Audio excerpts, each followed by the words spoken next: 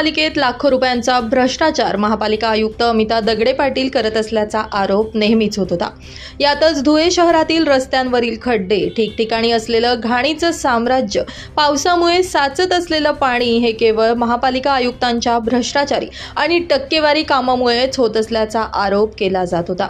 यातच महापालिका आयुक्तपदी नियुक्ती झाल्यापासून तब्बल 2 वर्षांमध्ये अमिता दगडे पाटील यांनी 2000 कोटी रुपयांच्या कामाला चालना दिली। मात्र शहरामध्ये कोणतंही विकास काम पूर्णतः झालं नसल्याचा आरोप शिवसेनेच्या वतीनं वारंवार केला जात होता। दरम्यान मंगळवारी महापालिका आयुक्त अमिता दगडे पाटील यांची बदली झाल्यानं शिवसेना ठाकरे गटाच्या वतीनं गेली रे गेली टक्केवारीवाली बाई गेली असं म्हणत महापालिका प्रवेशद्वारावर फटाके फोडून ढोल वाजवत आयुक्तांच्या बदलीचं स्वागत करण्यात आलंय। महापालिका आयुक्तांची बदली झाल्यानंतर शिवसेनेच्या वतीनं करण्यात आलेला हा आनंदोत्सव सर्वत्र चर्चेचा विषय ठरतोय। 4 दिवसापूर्वी धुळे जिल्हा शिवसेनेच्या वतीने निवडणूक आयुक्तांना या ठिकाणी आम्ही पत्रव्यवहार केला होता की धुळे महानगरपालिकेचे आयुक्त यांचा कार्यकाळ हा धुळे शहरामध्ये पूर्ण होत आलेला आहे। कारण गेल्या 2 वर्षापासून धुळे शहरामध्ये जे विविध विकास कामं या ठिकाणी होत होती त्या विकास कामांमध्ये प्रचंड टक्केवारी त्या ठिकाणी आयुक्तांच्या मार्फत या ठिकाणी खाल्ली जात होती आणि टक्केवारीचं प्रमाण वाढल्यामुळे या धुळे शहरामध्ये झालेले विकास कामं अत्यंत निकृष्ट अशा दर्जाचे झाले।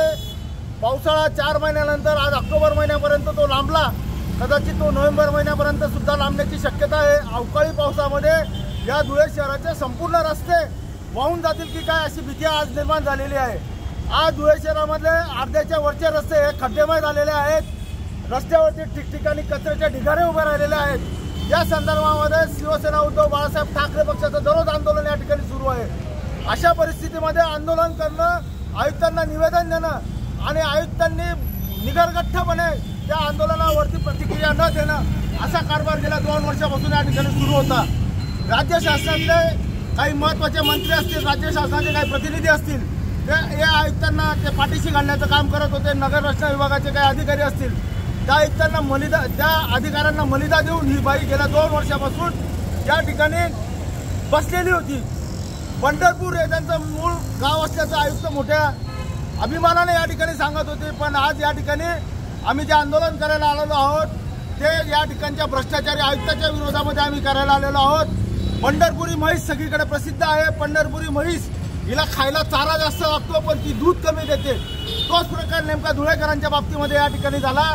या पंढरपुरी आयुक्ताने या ठिकाणी धुळेकरांचा मलिदा, टक्केवारी रूपी मलिदा या ठिकाणी प्रचंड प्रमाणामध्ये खाल्ला, पण त्याच्या अगेन्स्ट ज्याला आपण म्हणतो त्याचा मोबदला म्हणून या धुळेकरांना काहीच दिलं नाही। आज धुळेकर जनता या ठिकाणी शिव्या देते आहे। रस्त्यावरती कचऱ्याचे ढीग पडलेले आहेत, ठिकठिकाणी खड्डे पडलेले आहेत, कर्मचारी काम करत नाहीये। या ठिकाणचे ठेकेदार जे आहेत ते ठेकेदार सुद्धा वैतागलेले आहेत, कारण की 35-40% ठेकेदारांना त्या ठिकाणी टक्केवारी द्यावी लागते। अशा परिस्थितीमध्ये धुळे शहराचे आमदार सुद्धा हतबल या ठिकाणी झालेले आहेत आणि म्हणून आज या ठिकाणी शिवसेनेच्या वतीने आम्ही या ठिकाणी जल्लोष साजरा करतोय आणि येणाऱ्या आयुक्तांना आम्ही या ठिकाणी इशारा देतोय की खबरदार, धुळे महानगरपालिकेचे आपण जर सूत्र स्वीकारत असाल तर या शहरामध्ये भ्रष्टाचार आणि टक्केवारी येणाऱ्या काळामध्ये या ठिकाणी कदापिही स्वीकार केली जाणार नाही। धुळ्याच्या आयुक्त अनिता दगडे यांची बदली झाली आणि सर्व शिवसैनिकांच्या वतीने आणि सर्व धुळेकरांना जणू काही आनंद झाला आहे अशी परिस्थिती निर्माण झाली आहे। कारण की धुळे शहराला, महानगरपालिकेला भ्रष्टाचाराच्या अक्षरशः खाईत लोटणाऱ्या या बाईने सगळ्यांचा जीव मेटाकुटीस आणला होता। भ्रष्टाचाराचा नवीन पायंडा तिने पाडला होता। स्वतः 15% ती घ्यायची अशी चर्चा या महानगरपालिकेच्या आवारात होत असते। या बाईने या शहरामध्ये 3000 कोटीचे रस्ते केले असतील, पण आज आपण जर धुळ्यात गेलो तर रस्ते हे खड्डेमय झाले आहेत। जागोजागी खड्डे आहेत। खड्ड्यात रस्ते की रस्त्यात खड्डे हे सांगता येणार नाही। धुळेकरांचा अक्षरशः जीव या बाईने, जागोजागी कचऱ्याचे ढीग या बाईला दिसले नाही। ती कचऱ्याच्या ठेक्यामध्ये या बाईने पैसे खाल्ले, हिने पैसे कुठेही नाही खाल्ले, हा प्रश्न धुळेकरांना पडला आहे। माझी विनंती आहे, नवीन येणाऱ्या आयुक्ताला आम्ही असं ऐकतोय की 2.5 खोके देऊन नवीन आयुक्त या ठिकाणी बसवण्यात आला आहे, बसतो आहे। त्याची गाठ आमच्याशी आहे। जरी बऱ्या बोलाने काम व्यवस्थित नाही केलं, भ्रष्टाचाराचा तोच पायंडा सुरू ठेवला तर या शिवसेनेची गाठ आहे हे त्यांनी जाणून घ्यावं।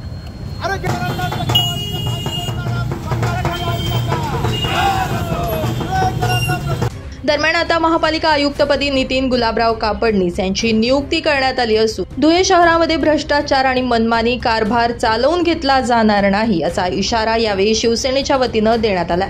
दरम्यान आता धुळे महापालिका आणि सर्वसामान्यांसाठी नितीन गुलाबराव कापडणीस यांची कारकीर्द काय घेऊन येणार हे बघणं तितकंच महत्त्वाचं ठरणार आहे.